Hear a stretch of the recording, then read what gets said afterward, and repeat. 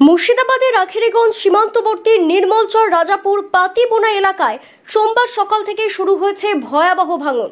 পদ্মার গর্ভে তলিয়ে গেল বিএসএফ ক্যাম্পের আউটপোস্ট। সকাল 10:30 নাগাদ সেই ভয়াবহ ভাঙন দেখা যায়।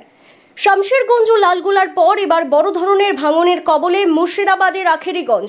ভাঙনের জেরে তলিয়ে গেল সীমান্তের বিএসএফ আউটপোস্ট। ঘটনার জেরে তীব্র চাঞ্চল্য ছড়িয়েছে ভাঙন কবলিত এলাকায়। স্থানীয় সূত্রে জানা যায়, ভাঙনের জেরে ক্যাম্পের চারপাশের একাধিক এলাকা নদী গর্ভে তলিয়ে যায়। পরিস্থিতি সামাল দিতে তড়িঘড়ি নামেন ইলেকট্রিক বিভাগের কর্মীরা।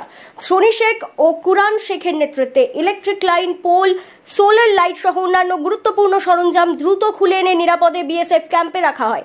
তারা বিগত 4 থেকে 5 বছর ধরে নিষ্ঠার সঙ্গে এই দপ্তরে কাজ করে আসছেন। খবর পাওয়া মাত্রই ঘটনাস্থলে পৌঁছে তারা সরঞ্জাম উদ্ধার করেন।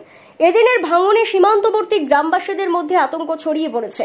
ভাঙনের জেরে বড় অংশ নদীগর্ভে তলিয়ে যাওয়ায় চরম আশঙ্কার মুখে পড়েছেন এলাকাবাসী।